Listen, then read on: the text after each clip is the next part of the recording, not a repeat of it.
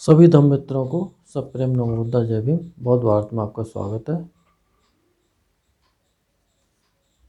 अब ये चौथा सूत्र है। जो स्थविर वर्ग है उसका चौथा सूत्र है, अनुराग सूत्र। ऐसा मैंने सुना, एक समय वैशाली में महावन की कूटागारशाला में विहार करते थे भगवान बुद्ध। उस समय आयुष्मान अनुराग भगवान के पास ही आरण्य में कुटी लगा करके विहार करते थे। तब कुछ तैर्थिक परिव्राजक जहाँ आयुष्मान अनुराग थे वहाँ आए। तैर्थिक परिव्राजक का मतलब कोई और मतों के साधु, वो उनके अपने अपने मतवाद थे, वो कुछ और तरह से धर्मोपदेश करते थे। वो वहाँ पे आए जहाँ पर आयुष्मान अनुराग थे और कुशल क्षेम पूछकर एक और बैठ गए। एक और बैठ उन तैर्थिक परिव्राजकों ने आयुष्मान अनुराग को कहा, आबुस, जो तथागत उत्तम पुरुष परम प्राप्ति प्राप्त वे पूछे जाने पर जीव के विषय में 4 स्थानों में से किसी एक को बताते हैं। मरने के बाद जीव रहता है या मरने के बाद जीव नहीं रहता है, या मरने के बाद जीव रहता भी है और नहीं भी रहता है, या मरने के बाद जीव न रहता है और न नहीं रहता है। इस तरह की प्रश्नावलियों का उल्लेख बहुत मिलता है। पहले इस तरह के जो सवाल हुआ करते थे उनसे ये भरा पड़ा है, बहुत कई जगह पे इस तरह का चर्चा मिलेगी। उनके ऐसा कहने पर अनुराग उन तैर्थिक परिव्राजकों को कहा, अनुराग ने उनसे कहा, आबुस, हाँ, तथागत 4 स्थानों में से किसी एक को बताते हैं। इस पर उन तैर्थिक परिव्राजकों ने कहा, अवश्य, यह कोई नया अभी तुरंत बना भिक्षु होगा या कोई मूर्ख बेसमझ स्थविर ही होगा। इस तरह वे आयुष्मान अनुराग की अवहेलना कर आसन से उठकर चले गए। तब उन परिव्राजकों के चले जाने के बाद ही आयुष्मान अनुराग के मन में यह हुआ कि यदि वे परिव्राजक मुझे उसके आगे का प्रश्न पूछें तो मेरे किस प्रकार कहने से भगवान के सिद्धांत का ठीक ठीक प्रतिपादन होगा। भगवान पर झूठी बात को थोपना नहीं होगा, धर्मानुकूल बात होगी और कोई अपने धर्म का बाद सिलसिले में निंदित स्थान को प्राप्त नहीं होगा।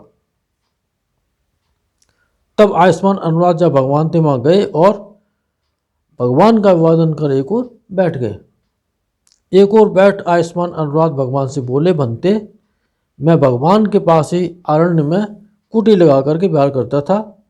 उन परिव्राजकों के जाने के बाद ही मेरे मन में यह हुआ कि यदि वे परिव्राजक मुझे आगे प्रश्न पूछें तो मेरे किस प्रकार कहे जाने से कोई अपने धर्म का बाद सिलसिले में निंदित स्थान को प्राप्त नहीं होगा। अनुराग, तो क्या समझते हो, रूप नित्य है या अनित्य? अनित्य बनते, इसलिए ऐसा जान और देख लेने से पुनर्जन्म में नहीं पड़ता। अनुराग, तो क्या समझते हो, रूप जीव है? नहीं बनते। वेदना, संज्ञा, संस्कार, विज्ञान ये भी जीव है? नहीं बनते। अनुराग, तो क्या समझते हो, रूप में जीव है? नहीं बनते। क्या रूप में भिन्न कहीं जीव है, रूप से कहीं भिन्न है, यानी कि जीव कहीं रूप से अलग है? नहीं बनते। वेदना, संज्ञा, संस्कार, विज्ञान से भिन्न कहीं जीव है? नहीं बनते। अनुराग, तो क्या समझते हो, रूप, वेदना, संज्ञा, संस्कार और विज्ञान के बिना कोई जीव है? नहीं बनते। अनुराग, तुमने स्वयं देख लिया कि यथार्थ में सत्यतः किसी जीव की उपलब्धि नहीं होती है, तो क्या तुम्हारा ऐसा कहना ठीक है कि आबुस, हाँ, तथागत उत्तम पुरुष परम प्राप्ति प्राप्त हैं वे पूछे जाने पर जीव के विषय में 4 स्थानों में से किसी एक को बताते हैं। ये जो बताया था कि मरने के बाद जीव रहता है, या मरने के बाद जीव नहीं रहता है, या मरने के बाद जीव रहता भी है और नहीं भी रहता है, या मरने के बाद जीव न रहता है और न नहीं रहता है, नहीं बनते। ठीक है अनुराग, मैं पहले और अब भी दुख और दुख के निरोध को बता रहा हूँ। ये जीव और आत्मा और ईश्वर परमात्मा मैं मेरा, इनके फेर में न पड़ते हुए सीधी सी बात है कि संसार में दुख है, दुख का कारण है, दुख का निवारण है, और दुख के निवारण का मार्ग है जिसे आर्य अष्टांगिक मार्ग कहते हैं। और ये 5 स्कंद ही दुख हैं। इन 5 उपादान स्कंद हैं वो, इन 5 उपादान स्कंदों से मुक्ति ही दुखों से मुक्ति है। इस बात पे हमें फोकस करना चाहिए।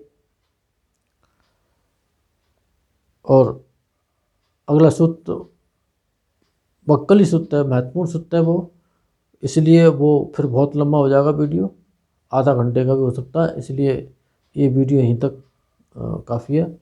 इन सत्य वचनों से आप सबका मंगल हो, भला हो, कल्याण हो, संसार के सारे प्राणी सुखी हों। साधु साधु साधु।